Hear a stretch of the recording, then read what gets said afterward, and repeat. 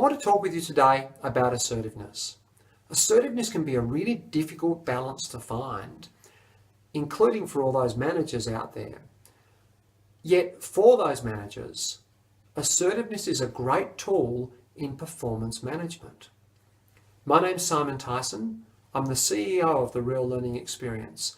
In this short video, we plan to give you some strategies and a benchmark to help you find that assertive balance. The first thing to talk about is what exactly do we mean when we talk about assertiveness. In our view, assertiveness is the midpoint on a continuum. At one end of that continuum, we have passive behaviour. At the other end of that continuum, we have aggressive behaviour. And in the middle, that difficult to attain but vital balance called assertiveness. I personally find as a manager, I need a touchstone to help me work out whether the interaction I just had was an assertive one, a passive one, or aggressive one. And I also find the same touchstone helps me plan interactions I'm about to have, to hold up the way I intend to have that conversation against this touchstone and make a decision about whether I'm going to strike the assertive balance.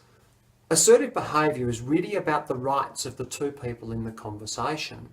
When I'm being assertive, I take rights for myself, but I give the same rights to another person. In passive behaviour, I'm tending to give another person rights that I'm not taking for myself. And in aggressive behaviour, I'm taking rights for myself that I'm not giving to another person. So let's talk about how this assertive balance impacts performance management.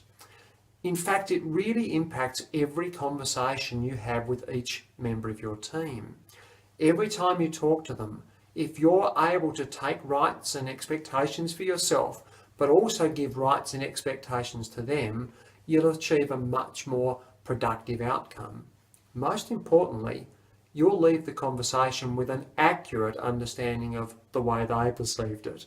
So for example, if in that conversation, their perception is that you're taking rights for yourself that you're not giving to them, they may appear to agree, but in reality, they're probably going to go away and do whatever they intended to do anyway.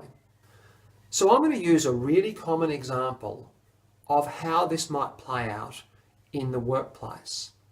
No doubt in your workplace, there are many deadlines, many meetings, many time frames. And time is one of those classic situations in which the assertive balance can often get way out of kilter. So let's talk about a specific staff member that you may have issues around time with. Now, you're going to need to do some performance management with them to deal with this time-based issue. The time-based issue may be that they consistently turn up for work late. It may be that they miss deadlines. It may be that they don't show up on time for meetings, possibly with you, possibly with fellow workers, possibly with clients. Whatever it is, it's causing some frustration, some problems, and as a manager, you're going to need to deal with it. So your expectation of them is that they adhere to good time principles, to good time management, that they meet deadlines, show up on time. Now, this is going to be a difficult discussion for you to have with them if they have the same experience with you. For example, I recently worked with a manager having a very similar issue to this with one of their team.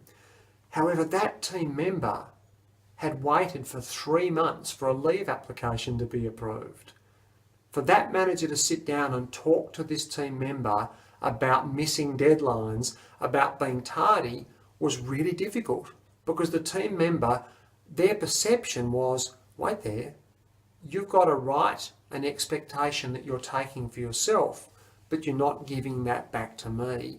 The perception from the team member is that that's an aggressive, one-way behaviour.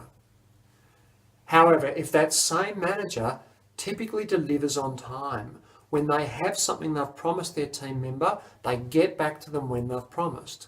When they have a meeting, they turn up on time. That conversation becomes much easier because the rights and expectations are in balance. that manager has a high expectation.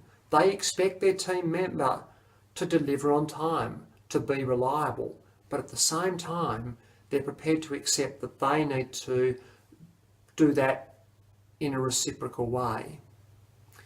Now, of course, managers aren't immune from being passive either. In a passive example there, the manager would be tolerating the team member missing deadlines, turning up late for meetings, while always delivering on time themselves.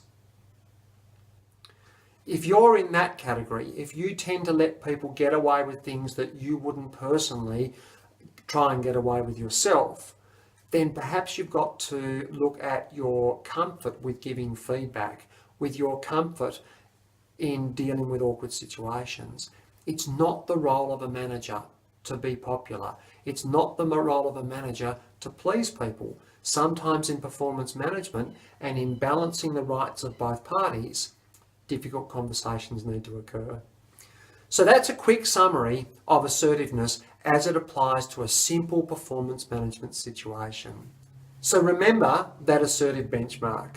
If you're giving people rights that you expect for yourself, then you're pretty close to getting it right.